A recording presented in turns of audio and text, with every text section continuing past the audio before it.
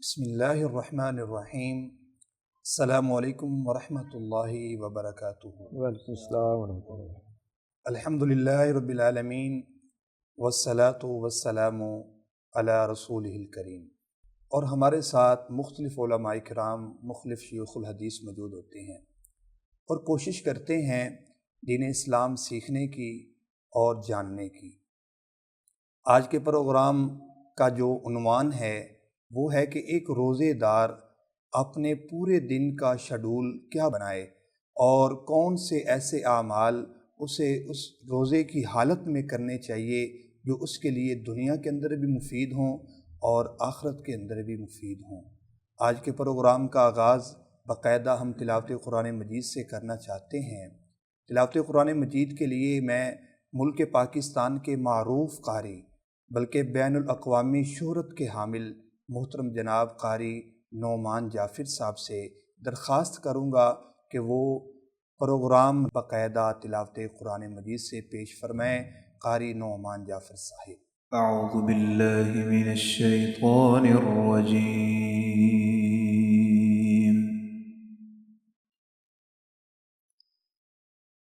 बिस्मिल्लाहिर रहमानिर रहीम।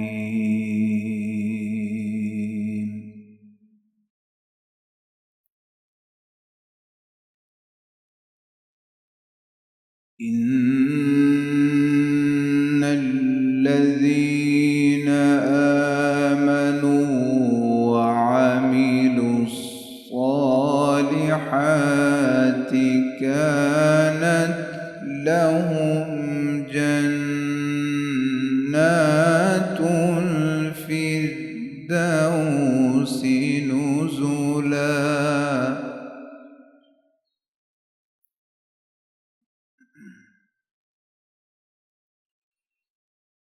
كانت لهم جنات الفردوس نزلا خالدين فيها لا يبغون عنها حولا.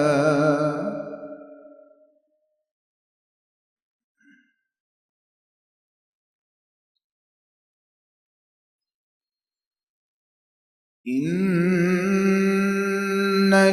الذين آمنوا وعملوا الصالحات كانت لهم جنات الفردوس نزلا خالدين فيها.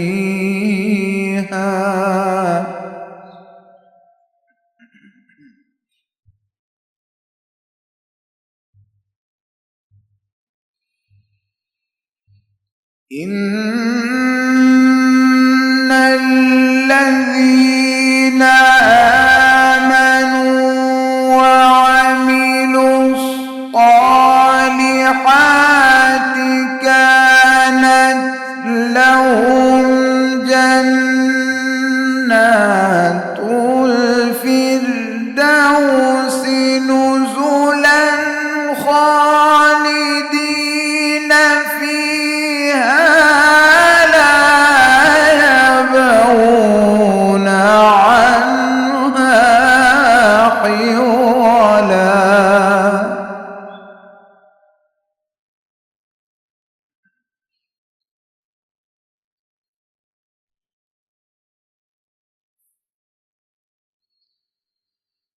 قل لو كان البحر مدادا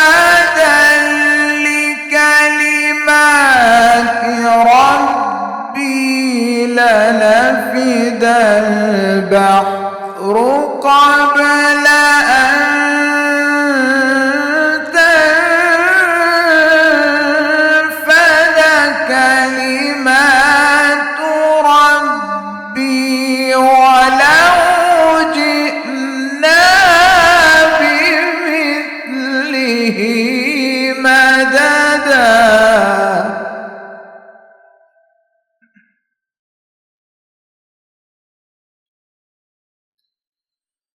لنفد البحر قبل أن تنفد كلمات ربي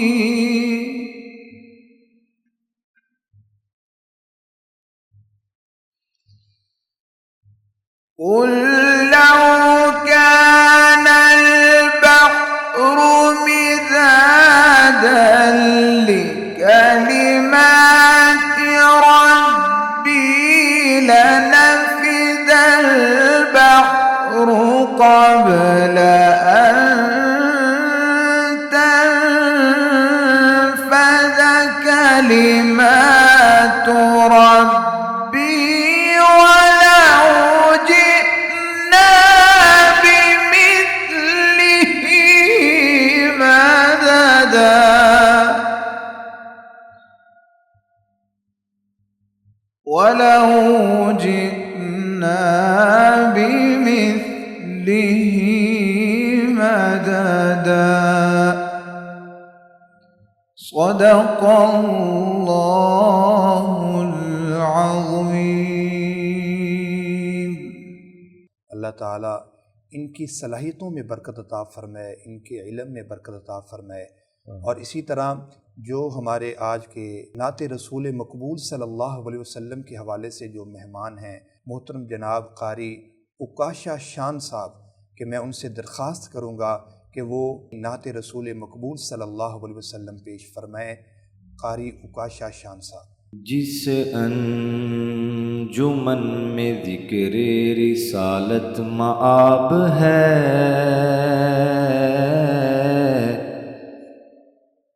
اس انجمن میں سانس لینا بھی ثواب ہے. ختم رسل اے ہادی ام الکتاب میں، اس پر سلام جس کا پسینہ گلاب ہے، اس پر سلام جس کا پسینہ گلاب ہے. ثنا خوانوں کرو مل کے ثنا خوانی محمد کی، ثنا خوانوں کرو مل کے ثنا خوانی محمد کی. بحمد اللہ دو عالم میں، بحمد اللہ دو عالم میں ہے سلطانی محمد کی. ثنا خوانوں کرو مل کے ثنا خوانی محمد کی. زبور انجیل قرآن میں لکھی تعریف احمد کی. زبور انجیل قرآن میں لکھی تعریف احمد کی. اگر تورات سے پوچھو، اگر تورات سے پوچھو ثنا خوانی محمد کی. بحمد اللہ دو عالم میں ہے سلطانی محمد کی. خدا نے عرش اعظم پہ ہے بلوایا محمد کو.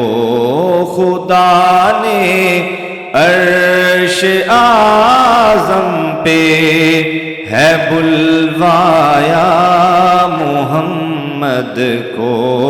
وہ کیسی شان والی ہوگی مہمانی محمد کی، وہ کیسی شان والی ہوگی مہمانی محمد کی۔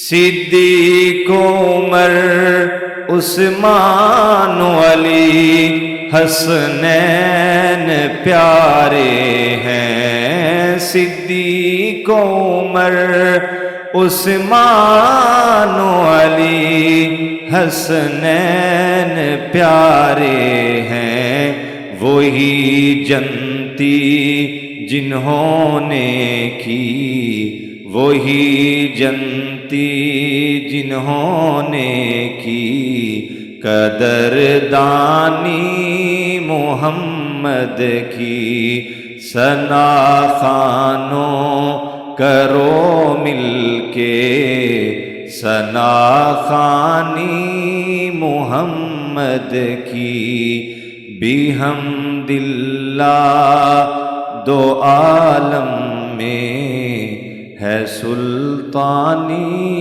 محمد کی۔ ماشاءاللہ، جزاک اللہ۔ یہ تھے جو نعت رسول مقبول صلی اللہ علیہ وسلم پیش فرما رہے تھے قاری اوقاشا شان صاحب۔ اللہ تعالیٰ ان کے علم میں، عمر میں، اور اللہ رب العزت ان کی آواز میں برکت عطا فرمائے۔ کہ ہم اپنے ٹاپک کا آغاز کرتے ہیں، آج کا جو عنوان ہے اس کے حوالے سے بات کرتے ہیں۔ جی شیخ محترم، بتائیے گا کہ ایک روزے دار کے روزانہ کی بنیاد پہ کیا شیڈول ہونا چاہیے؟ کون سے ایسے اعمال، کون سے ایسے کام اسے روزے کی حالت میں اپنانا چاہیے؟ نحمدہ ونصلی علی رسول الکریم، اما بعد، اعوذ باللہ من الشیطان الرجیم، وَأَن لَيْسَ لِلْإِنسَانِ إِلَّا مَا سَعَى۔ ہر انسان کی یہ کوشش ہوتی ہے کہ میں تھوڑے وقت میں تھوڑی محنت کے ساتھ زیادہ فائدہ حاصل کروں، جی جی، اور اس کے لیے ہر ایک کوشش بھی کرتا ہے، جی جی، لیکن ہر ایک اس میں کامیاب نہیں ہو سکتا۔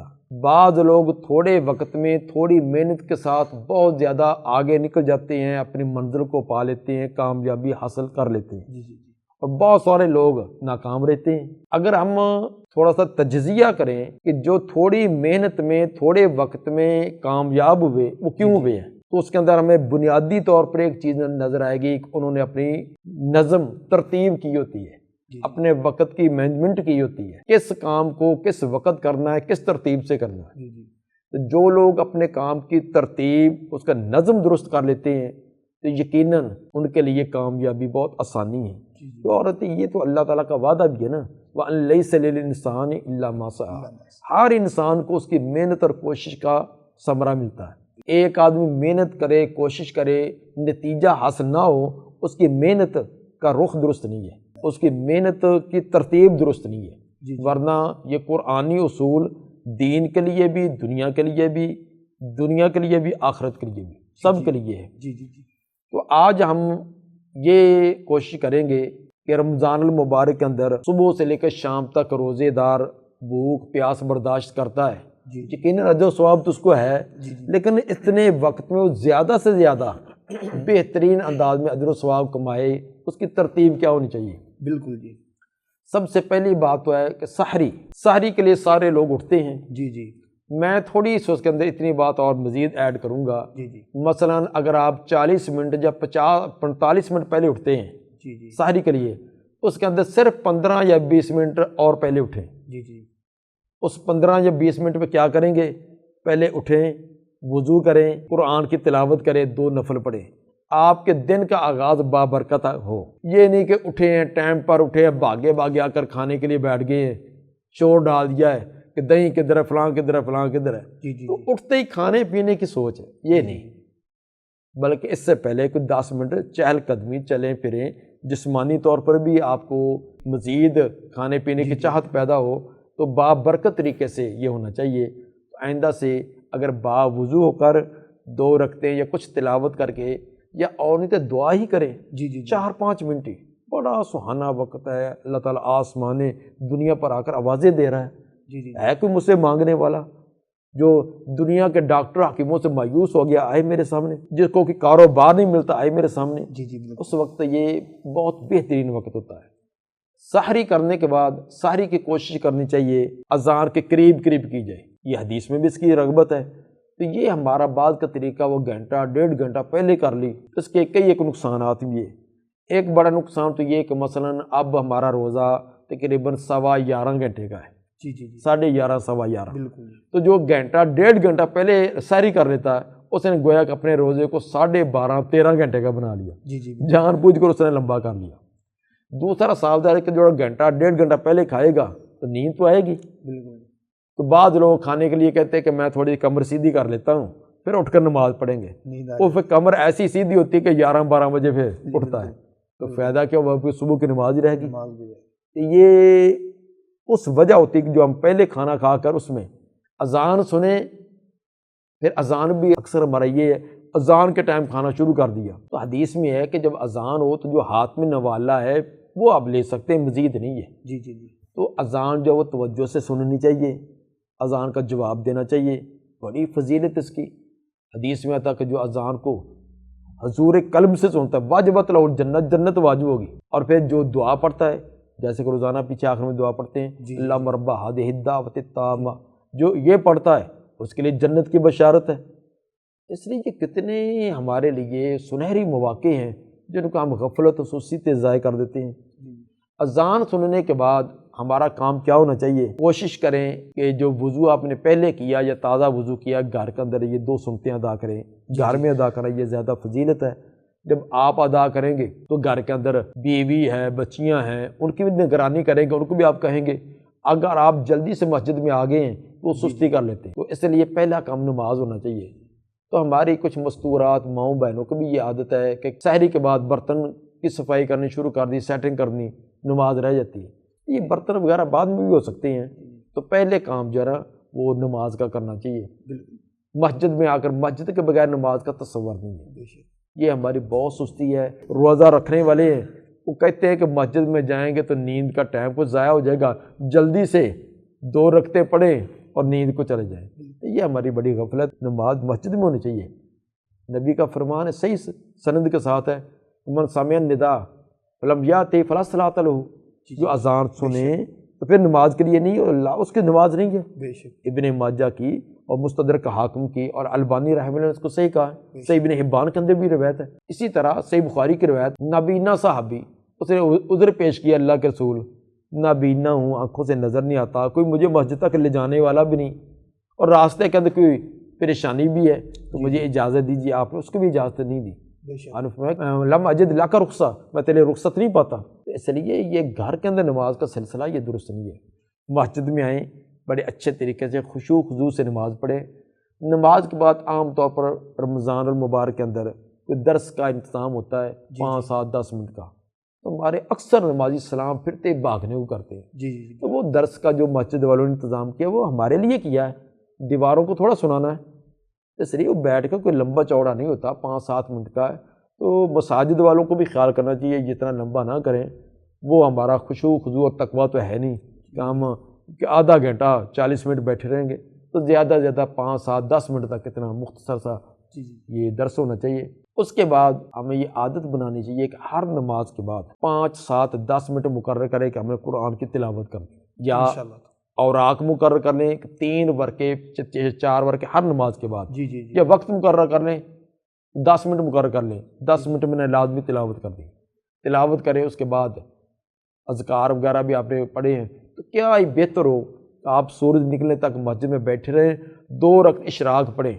نبی کا فرمان ہے اس کو حج اور عمرے کا ثواب، اندازہ کریں کہ کیا ہے، نماز پڑھ کے وہاں بیٹھے رہے، اذکار کرتے رہے، تلاوت کرتے رہے، 2 رکعتیں پڑھی ہے تو حج اور عمرہ۔ جی جی سر، میں یہاں پر ایک کویسچن کرنا چاہوں گا کہ جو نماز اشراق ہے، جی یہ نماز اشراق اور نماز چاشت میں جی، اس میں کیا فرق ہے؟ اصل میں نا یہ ایک ہی چیز ہے۔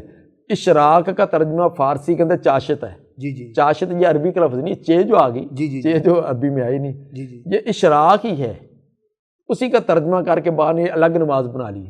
سورج نکلنے سے لے کر زوال سے پہلے تک جی جی 2 سے لے کر 8 رکھتے ہیں، 2 پڑھیں، 4 پڑھیں، 6 پڑھیں، 8 پڑھیں، جی جی تو یہ ایک یہ اس کو اشراق کہیں، اس کو چاشت کہیں، اس کو کوئی اور اس کا نام دے لیں، تو یہ ایک ہی نماز ہے، 2 سے لے کر 8 رکھتے ہیں، جی جی یہ الگ الگ نماز نہیں ہے۔ تو بہرحال اگر یہ اتنی فرصت ہو کہ 2 رکھتے پڑھ کر آئیں تو کیا ہی بات۔ مثلاً اگر کوئی آپ کو کہہ دے کہ عمرے پر کون کون جانا چاہتا ہے، جی جی جی میرا خیال کہ میرے سمیت سارے کے سارے، بالکل یہ سیف تو جو بے روز ہیں وہ بھی جانے کا شوق اظہار کریں گے، اتنی کہ ایمان کی تو ہے نا۔ بالکل تو لیکن اگر کہا جائے کہ وہاں 10 منٹ بیٹھ جائیں آپ کو حج عمرے، پھر مقبول حج عمرے کا، اس کے لیے اس بہت کے لیے کم لوگ ہیں جو نہیں۔ تیار ہوتے ہیں۔ ہاں، اس لیے یہ کوشش کرنی چاہیے۔ اس کے بعد آپ آئیں، آرام کریں، ٹھیک ہے، رات اب جلدی اٹھے تھے تو 1.5-2 گھنٹے آپ آرام کریں، کوئی بات نہیں۔ تو روزے کا مطلب یہ نہیں کہ ہم کاروبار روک دیں، کاروبار کریں، لیکن اس کے اندر روزے کی پوری آداب ملحوظ رکھیں۔ روزہ صرف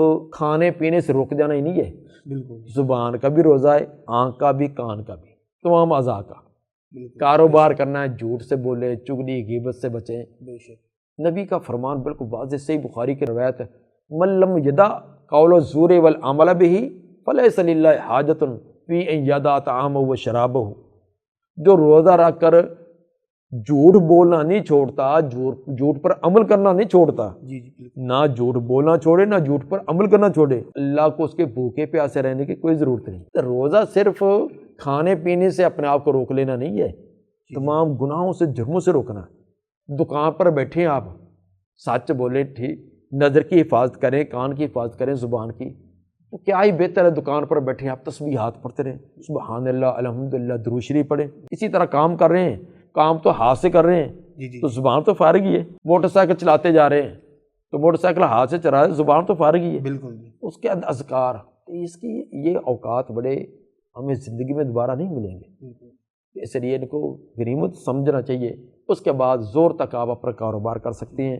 زور کی اذان ہو تو سب سے پہلی کوشش یہی ہو کہ آپ نے مسجد میں جا کر نماز پڑھ دی، اور کوشش کریں کہ زور سے پہلے جو 4 سنتے ہیں جی جی ان کی، اور زور کے فرضوں کے بعد 2 سنتے ہیں۔ جی جی حدیث میں ہے کہ جو 12 رکعتیں ادا کرے، جی جی اللہ تعالیٰ جنت کے اندر اس کا محل بنا دیتا ہے، صرف 12 رکعتیں۔ تھوڑا سا جو ہمارے سامعین ہیں، ہمارے ناظرین ہیں، ان کو بتا دیجئے کہ جو 12 رکعات ہیں جن کے متعلق رسول اللہ صلی اللہ علیہ وسلم نے فرمایا جو 12 رکعات دن اور رات کے اندر ادا کرنے والا ہے، اللہ تعالیٰ اس کے لیے جنت کے اندر محل تیار کرتے ہیں۔ تھوڑی سی وہ جو ہمارے ناظرین ہیں اور ہمارے سامعین ہیں انہیں وہ ترتیب بتا دیجئے کہ وہ 12 رکعات کون سی ہیں۔ اصل میں بعض کے ذہن میں ہوگا کہ شاید یہ الگ سے ہیں، جی جی آلریڈی وہ اکثر ہم پڑھتے بھی ہیں، جی جی لیکن مزید اگر پتہ چل جائے گا تو ذوق اور شوق اور بڑھ جائے گا۔ جی جی جی اس میں تو 4 تو ظہر کے فرضوں سے پہلے کی سنتے جی ہیں، 4 وہ، اور 2 فرضوں کے بعد جی جی کتنی ہوگی؟ 6 ہوگی۔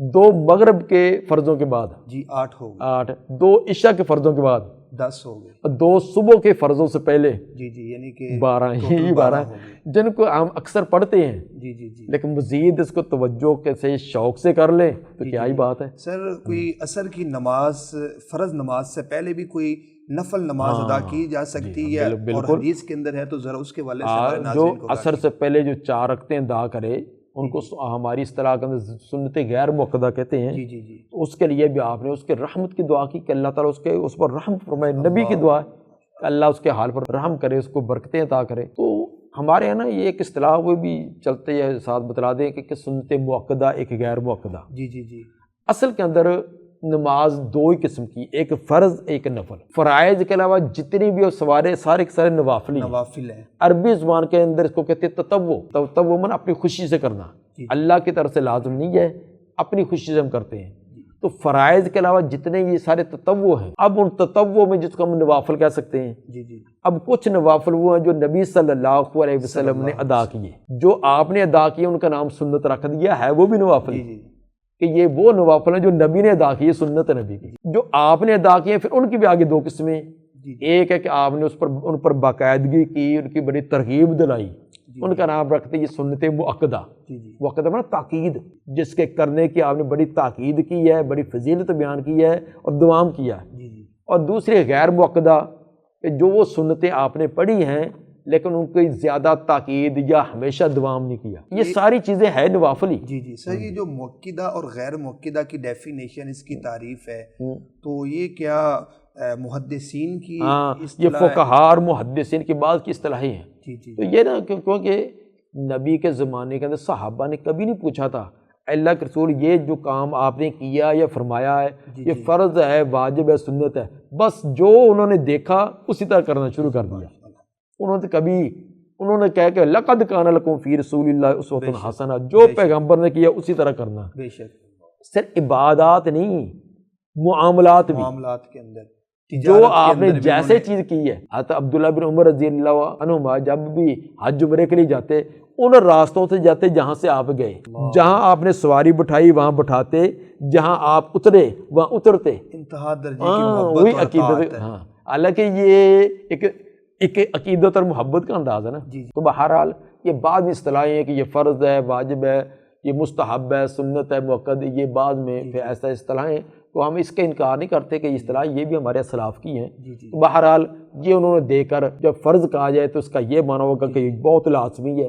بالکل. یہ کہا ہے کہ سنت مؤکدہ ہے تو یہ پیغمبر نے کی ہے اور بڑے ہمیشہ کی ہے اور تاکید کی ہے. یہ غیر مؤکدہ یہ سمجھانے کے لیے، سمجھنے کے لیے. تو سر ہم اپنے عنوان کی طرف آتے ہیں کہ جس طرح آپ بتا رہے ہیں کہ ظہر کی نماز ادا کرنے سے پہلے 4 رکعت وہ سنت ادا کرے گا، اور 4 فرض کی ادائیگی کے بعد وہ 2 سنتیں ادا کرے گا. ایک روزے دار پورے دن کے اندر جو شیڈول ترتیب دے گا ظہر سے آگے، اس کے متعلق بھی آگاہ فرمائیں. کہ ظہر سے لے کر پھر عصر تک کیا کرنا ہے. اس کے اندر اگر قیلولہ کیا جائے، نبی صلی اللہ علیہ وسلم کا تو طریقہ یہی تھا کہ ظہر کی نماز کے بعد آپ کچھ دیر آرام فرماتے تھے. تو ہم نے قیلولہ کے ساتھ ایک فجرولہ بھی بنایا ہوا ہے صبح کے بعد. تو قیلولہ کی جگہ فجرولہ کر لیتے ہیں. جی جی. تو بہرحال یہ مسنون تو یہ ہے کہ ظہر کے بعد کیا جائے، آدھا گھنٹہ کیا جائے. اس کے بہت سارے فوائد ہیں. اس کے بعد اگر آپ کاروبار کرتے تو اپنا کاروبار بھی کریں. اگر تلاوت کا جیسے میں نے پہلے بتایا کہ ہر نماز کے بعد ہم نے 10 منٹ یا 4 یا 5 ورق وہ اپنے آپ پر خود اپنے ٹائم ٹیبل میں سیٹ کر لینے ہیں. تو ظہر کے بعد بھی اس کو تلاوت کریں. اس کے بعد آپ عصر تک. سر یہ جو ظہر سے لے کر عصر کے دورانیہ میں جو قیلولہ کرنا ہے، اگر ایک امپلائی ہے کسی انسٹیٹیوٹ میں یا کسی کمپنی میں جاب کرتا ہے اور اس کے لیے قیلولہ کرنا مشکل ہو جاتا ہے، اور وہاں پر صاف ظاہر ہے ایک ادارے کے اندر آپ نے جاب کرنی ہے، وہاں پر جو ورک فریم ہے وہ آپ نے کمپلیٹ کرنا ہوتا ہے، تو اگر وہ نہ قیلولہ کر سکے تو اس کے اندر تو کوئی قباحت نہیں ہوگی. یہ لازم تو نہیں ہے. جی جی یہ لازم نہیں ہے، ایک سنت ہے. اس کے لیے رات کو جلدی رات کو بیدار ہونا، رات کا قیام کرنا، یہ بڑی آسانی ہوتی ہے. جی جی تو اگر ہمارے جو دینی دنیاوی تو نہیں کہہ سکتے، جو دینی ادارے ہیں نا، اگر وہ ایسا کر لیں کہ وہ جو تفریح کا ٹائم رکھتے ہیں جی جی جی اپنے ورکر حضرات کے لیے، اگر وہ ظہر کے بعد آدھا گھنٹہ رکھ لیں تو یقیناً اس کے اندر بڑے سنت پر بھی عمل ہو جائے گا. سنت پر عمل کرنے کے فوائد تو بہت زیادہ ہوں گے. اس کے بعد پھر عصر کی اسی طرح اذان سننے کے بعد فوراً آنا ہے. جی جی تو کوشش کرے کہ پہلی وہ 4 رکعتیں پڑھ کر جو پیغمبر کی دعا ہے اس کے مستحق بنے، اور عصر کو باقاعدگی سے باجماعت ادا کریں. اس کے بعد اسی طرح جو آپ نے ٹائم بنایا تھا تلاوت کا وہ کریں. اب عصر کے بعد مغرب سے لے کر اب یہ افطاری کے لیے تیاری بھی تو کرنی ہوتی ہے. جی جی اس کے لیے آپ کو شاپنگ کرنی ہے. جی جی تو اور گھر کے اندر ماؤں بہنوں نے کوئی چیزیں تیار کرنی ہوتی ہے. جی جی وہ کریں. لیکن اس کے لیے میں پہلے جیسے عرض کی ہے کہ زبان ہماری فارغ ہے. جی جی جی تو اگر آپ ہنڈیا بنا رہی ہیں کہ پکوڑے تر رہے ہیں، سموسے بنا رہے ہیں، تو زبان سے ذکر اذکار کریں. یقیناً اس کے بہت نتائج ہوں گے. اصل کے اندر اب ہمیں نیکی کی قدر نہیں ہے. جی جی قدر ہوگی اس دن جس دن دربار الہی میں یہ کہہ دیا گیا کہ تیرے گناہ اور نیکیاں دونوں برابر ہیں. جی جی بالکل. ایک نیکی لیا تو جنت میں، نہیں ہے تو پھر تو اب ایک نیکی لینے کے لیے پورے میدان معاشر کا انسان چکر لگائے گا. اللہ. تو والدین یوم یفر المرء من اخیہ و امہ و ابیہ، والدین دے کر راستہ بدل لیں گے، بہن بھائی راستے بدل لیں گے. اس کے بعد افطاری ہے. افطاری کے اندر ہمارا نا بہت افراط تفریط ہے. جی جی تو افطاری کیا ہونی چاہیے؟ جو حدیث میں آتا ہے کہ آپ تار کھجور کے ساتھ کرتے، جی جی تر کھجور نہیں تو خشک کھجور ہے، اگر وہ نہیں تو پانی۔ یہ کھجور ایک بہترین چیز ہے، جسم کے اندر جو سارے دن کی کمی کوتاہی ہوتی ہے نا جی جی تو وہ اس کو پورا کرتی ہے۔ اللہ افطاری جو وہ ہلکی کرنی چاہیے، جی جی کیونکہ پورا دن کا معدہ کمزور ہو گیا ہے، جسم کے اندر کمزوری ہے، تو یک بار کے اس کو ثقیل سارا خوراک زور دیں۔ افطاری پہ لگا لیتے ہیں سارے دن کا۔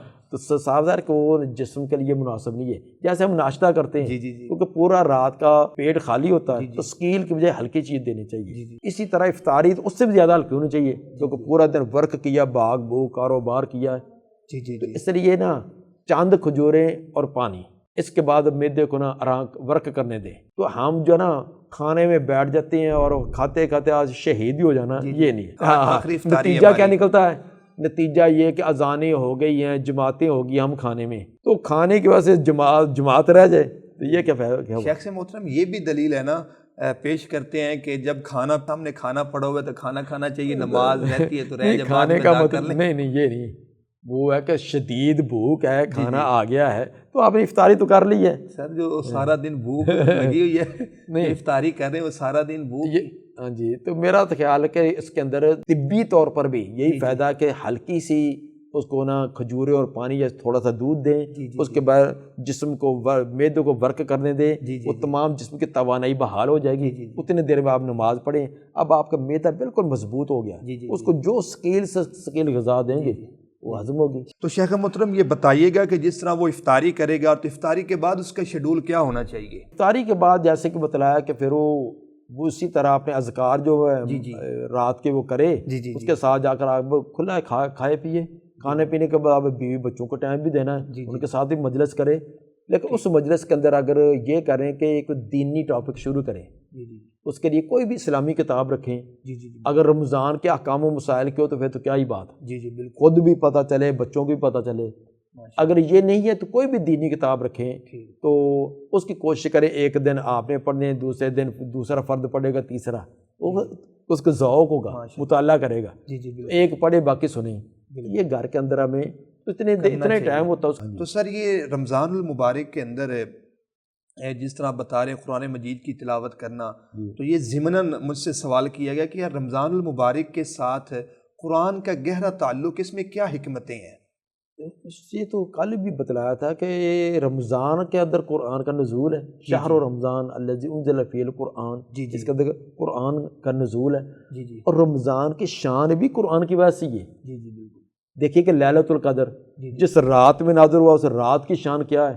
1000 مہینے سے زیادہ اس ایک رات کی عبادت ہے، اور جس مہینے میں نازل ہوا، جس شہر میں نازل ہوا، مکہ اور مدینہ، کیا ہی بات ہے، شہروں سے عظیم شہر ہے۔ اس لیے جس کا بھی قرآن سے ربط و تعلق ہوتا جائے گا اس کی شان بڑھتی جائے گی۔ میں نے تو کل ایک سادہ سی مثال بھی دی تھی کہ اس کے قرآن کے اوپر جو غلاف ہے کپڑا، اس کی دوسرے کپڑوں سے حیثیت بڑھ گئی، بالکل جو اس کے ساتھ گتا لگا ہوا ہے، اس کی حیثیت، حالانکہ گتے تو ہیں وہی، بنا تو اسی بھوسے کا، اسی چیزوں کا، لیکن جب قرآن کے ساتھ لگا ہے اس کی کیا ہی شان ہے۔ ورقہ تو وہی ہے نا جو عام ورقے ہیں، بالکل وہ ورقے پاؤں کے نیچے بھی آ رہے ہیں، لیکن جس پر قرآن لکھا ہوا ہے وہ کوئی برداشت نہیں کرے گا۔ اس لیے جس کی بھی نسبت قرآن کے ساتھ ہو جائے، اگر انسان کی ہو جائے گی تو وہ انسان عظیم بن جاتا ہے، جس کے دل میں قرآن آ جائے کیا ہی بات۔ اللہ اس لیے جو تراویحیں آپ کو سنا رہے ہیں نا، یہ کہ سینے میں قرآن کو عزت کریں۔ معزز سامعین، ناظرین، آپ کے ساتھ موجود ہوتے ہیں اور جس میں ہم مختلف مسائل کے حوالے سے گفتگو کرتے ہیں، اور ہمارے ساتھ مختلف شیوخ الحدیث موجود ہوتے ہیں۔ ان میں مجھے اجازت دیجیے نعمان طور کو۔ السلام علیکم ورحمۃ اللہ وبرکاتہ۔